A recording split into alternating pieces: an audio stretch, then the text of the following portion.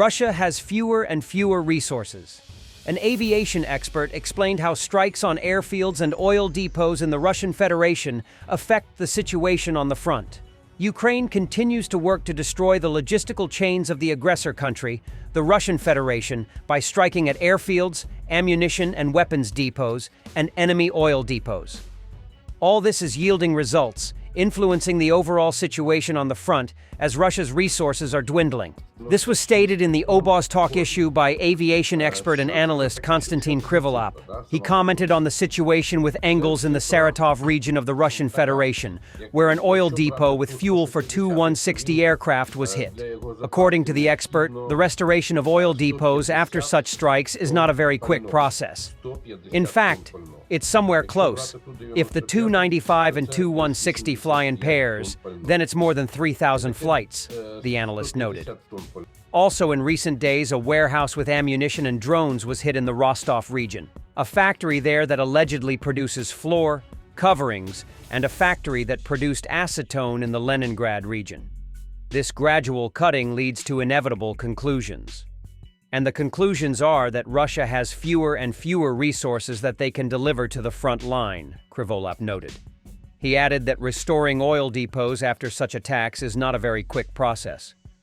You can refuel tactical aircraft with tankers, but everything else? It needs to be a serious logistical structure. It is now destroyed. I don't think it can be restored within 2 weeks, 3 weeks, the expert said. The enemy will probably be able to use the fuel tanks that remained undamaged in Engels for refueling aircraft in the future. However, this attack will sooner or later have consequences for the enemy, and such attacks will be repeated. Krivolap noted that in the European part of Russia, Ukraine has already struck all refineries, as a result of which oil refining volumes have decreased by 15 to 18%. But it still gradually affects all these events. There are fewer and fewer shooting clashes. The gray zone is expanding.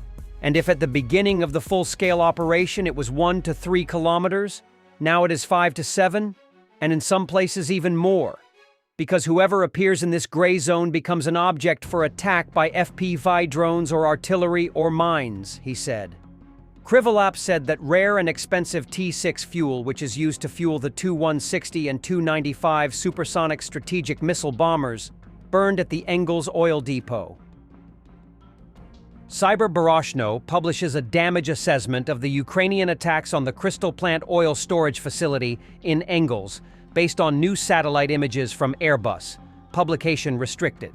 It shows that 7 tanks have been destroyed, 1 has burn marks, and the state of another 6 cannot be determined yet due to thick smoke-blocking sight.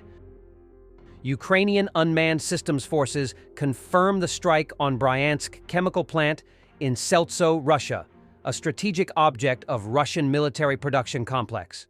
First, drones distracted Russian air defense, which opened the way for a missile strike. Then, long-distance drones destroyed more of the plant's infrastructure. The plant produces gunpowder, explosives, and components for missile fuel.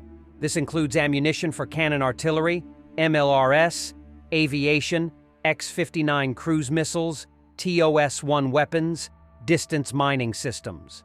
The plant repairs different Russian MLRS systems.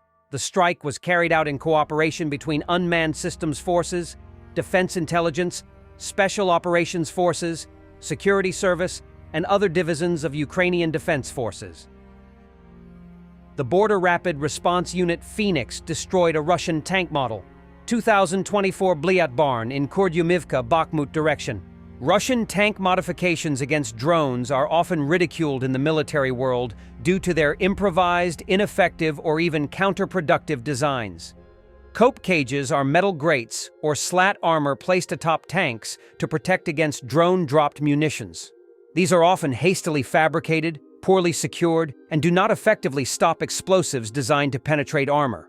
Welded metal plates and nets can sometimes obstruct turret movement or reduce visibility, rendering the tank less combat effective. These solutions reflect a lack of access to more advanced counter-drone systems and suggest desperation rather than strategic innovation. Also, drone-dropped munitions like those used by Ukrainian forces like RKG-3 grenades or other improvised explosive devices can bypass or penetrate these modifications, rendering them ineffective. The materials and designs used in these modifications are often insufficient to withstand modern anti-tank weaponry or even targeted drone strikes. The Russians are once again complaining about trench candles packed with explosives that are being sent to them from Russia. These candles have been found to contain TNT and are filled with bolts. Attention! They started passing around trench candles like these. Take only from people you know who have stood the test of time. An explosive device with destructive elements, here these are bolts, is placed into the spark plugs at the manufacturing stage. After a short burning, an explosion occurs with subsequent scattering of destructive elements. Senator Angus King expressed concern that U.S. Defense Secretary nominee Pete Hegseth might deprioritize Ukraine. I was very disturbed in your opening statement where you talked about the priorities that you have. We will work with our partners and allies to deter aggression in the Indo-Pacific from the Communist Chinese. There's not a single mention in this statement about Ukraine or Russia. Is this code for we're going to abandon Ukraine? Senator, the president, that's a presidential level policy decision. He's made it very clear that he would like to see a end to that conflict. We know who the aggressor is. We know who the good guy is. We'd like to see it as advantageous for the Ukrainians as possible, but that war needs to come. You talk a lot about deterrence of China. I would submit that Xi Jinping is watching what we do very carefully. If we abandon Ukraine, that would be the strongest signal possible to Xi Jinping that he can take Taiwan without significant resistance from this country. Thank you, Senator King. After Trump's inauguration, Lavrov's rhetoric has grown stale, too coy to provoke Trump. Yet today he said, the U.S. and Denmark should listen to the residents of Greenland just as Russia once listened to the residents of Crimea, Donbass, and Novorossiya, Lavrov said. We hear a statement from the Prime Minister of Greenland, who has a special relationship with Copenhagen. The Prime Minister of Greenland states that they do not want to be Danish or American, they want to be Greenlandic. I think to begin with, we need to listen to the Greenlanders, just like us being neighbors with other islands, peninsulas, and lands. Listen to the residents of Crimea, the residents of Donbass, and the residents of Novorossiya to learn their attitudes, to... Thanks for watching, and don't forget to subscribe. Also, if you want to support Warthog Defense, please become our member and get early access to new videos, exclusive members-only videos, and become administrator in comment section. The membership link is in the description.